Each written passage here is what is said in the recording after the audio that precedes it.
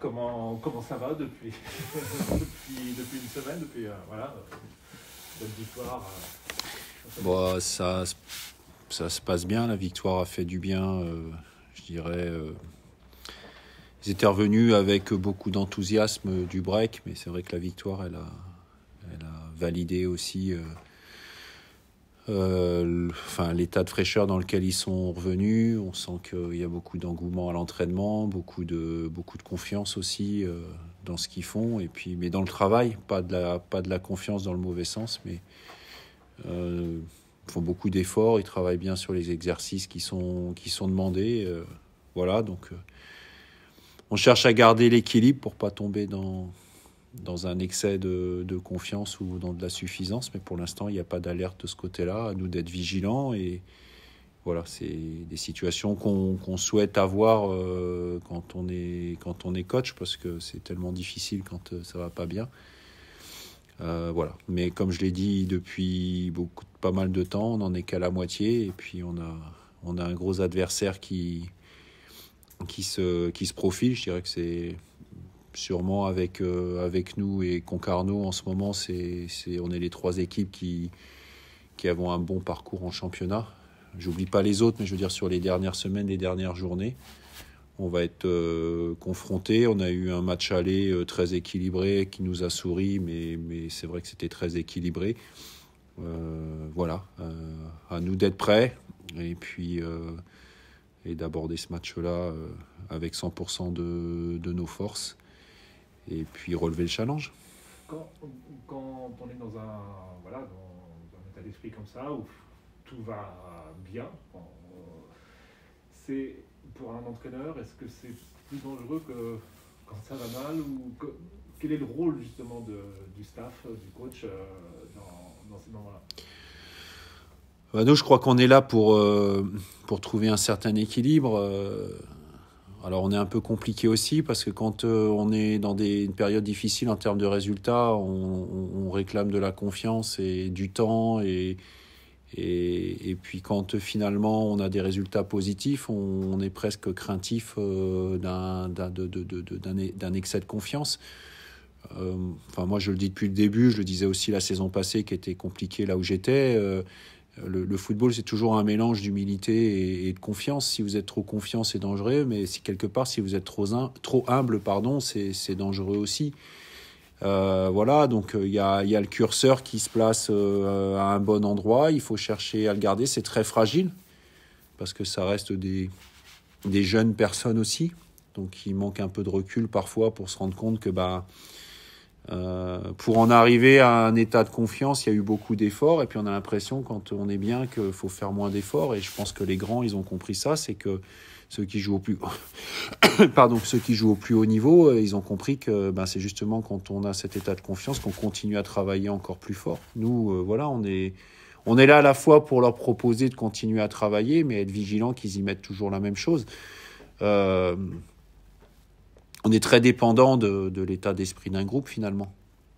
Voilà, et l'état d'esprit d'un groupe, c'est les individus qui le composent, mais c'est le staff. Mais je pense que c'est aussi un environnement. Quand vous êtes dans un environnement favorable, je parle de la ville, de la vie, ce qui se dit autour du club, la dynamique. Voilà, dans les points peut-être les plus positifs du week-end, c'est que pratiquement en 20 minutes, on a réussi à mettre 50 ou 60 personnes sur le terrain pour le déneiger. Je ne suis pas sûr que ça ait pu se faire dans d'autres clubs aussi rapidement. Et ça montre la dynamique d'un club. En tout cas, qu'il y a beaucoup de gens qui sont prêts à s'investir au pied levé comme ça pour que l'équipe puisse jouer et puisse défendre ses chances pour gagner un match. Et moi, c'est quelque chose qui m'a marqué, et voilà, je tiens à souligner, parce que c'est aussi ça, une équipe. On a tellement tendance à tout résumer, parce que c'est tellement facile, à l'équipe, l'envie et le coach. Voilà. Mais je pense que c'est une équipe qui réussit, c'est bien plus global que ça. Mais ça, malheureusement, parfois, on a tendance à l'oublier. Donc, quand ça fonctionne et que ça existe, c'est bien de le souligner et de le dire. Parce que j'arrive quand on vit dans des périodes comme ça, où, pour revenir sur quand tout va un peu bien comme ça, c'est de tomber.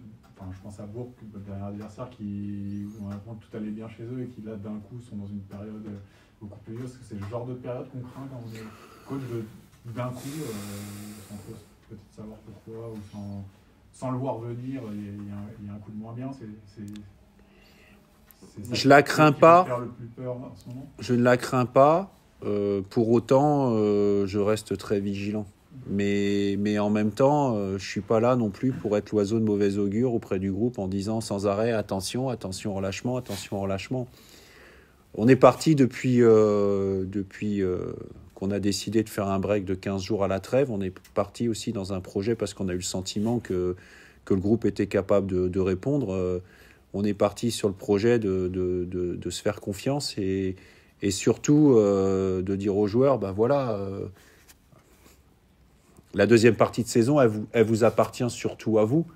Donc, nous, on va tout faire pour vous mettre dans les meilleures conditions. Le club doit faire la même chose. Tout ce que je viens d'expliquer, là, voilà, quand on est capable de déneiger un terrain aussi rapidement, ça montre qu'il y a des gens qui sont capables de les mettre dans les meilleures conditions. Après, s'entraîner, au bout d'un moment, quand même, on sait quoi faire à l'entraînement. La vidéo, la tactique, etc. Ok, mais il y a quelque chose. On oublie souvent que les joueurs ils passent plus de temps sans nous qu'avec nous. Hein. Bah oui. Les joueurs ils passent plus de temps hors foot que dans le foot. Donc ce qui se passe obligatoirement à l'extérieur, ça compte aussi. Et voilà, et moi le sentiment que j'ai aujourd'hui, c'est qu'on peut leur faire confiance de ce côté-là. Et quelque part, il y a beaucoup de choses qui vont se décider de ce côté-là aussi. Après que ça se passe, surtout si ça se passait mal, c'est moi qui devrais assumer ça. Mais moi, je ne vais pas passer, quand il y a une après-midi de repos, je ne vais pas passer toute mon après-midi à aller vérifier s'ils sont chez eux à se reposer ou aller vérifier tous les midis ce qu'ils mangent. Voilà, mais je répète, ça c'est des réflexions qu'on se fait avec les autres coachs. Parfois, quand on est ensemble, on oublie que les joueurs ils passent plus de temps sans nous qu'avec nous. Hein. Et pourtant, on s'entraîne 6 fois par semaine avant les matchs. Donc voilà. Confrontation directe, je crois qu'on parlait de la semaine dernière, c'est aussi l'occasion de créer des écarts. À chaque fois, tu disais que tu leur parlais de ça. C'est à nouveau, du coup, ça a été réussi contre Bourg, c'est à nouveau l'occasion. C'est vrai qu'avec plus de Bourg qui a perdu des points hier encore, ça peut. Ouais. 2 équipes à 6 points demain, quoi. Enfin, lundi. C'est la confrontation directe avec Laval, parce que je connais bien mon collègue et assez logiquement, eux, ils se disent aussi qu'en cas de victoire, ils peuvent revenir à même nombre de points que nous. Nous, on peut faire un écart. L'écart peut rester le même aussi en cas de match nul. Si on va plus loin, on a même aussi Concarneau qui ne jouera pas ce week-end pour raison Covid et qu'on recevra la prochaine fois. Donc voilà, encore une fois, ça, c'est des choses factuelles. Il y a aussi un écart qui s'est créé là, je dirais, avec la 6e, 7e place. Donc à partir du moment où on continue à gagner des matchs, en tout cas l'écart ne se réduira pas. Voilà, ça encore une fois, c'est un challenge de motivation. Maintenant, une fois qu'on a dit ça, on a tout dit, on n'a rien dit. Il y a un match, il y a 11 contre 11, il y a des aspects techniques, tactiques, psychologiques qu'il faut prendre en compte, et puis il faut gagner les matchs. Et puis on s'aperçoit quand même que c'est pas... On a vu encore contre Bourg vendredi, c'est pas si facile que ça. J'ai l'impression de vivre un peu une étape de montagne Tour de France où ça lâche par l'arrière en ce moment.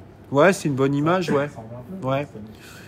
Bah, disons que si on doit prendre cette image-là, nous, notre intention, mais avec les autres équipes qui sont là, c'est de maintenir un rythme suffisamment élevé pour que ça décroche petit à petit. C'est sûr.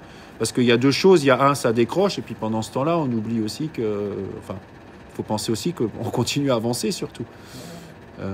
Voilà. Mais Mais pour rester dans la métaphore, la ligne d'arrivée, elle est loin encore, hein, parce qu'il reste encore autant de chemin à faire que ce qu'on a fait jusque-là. Donc, tout est possible. Et dans le tout est possible, il y a aussi la possibilité que nous, on fasse le même parcours. Voilà. C'est aussi une possibilité. Et forcément, c'est celle qu'on préfère.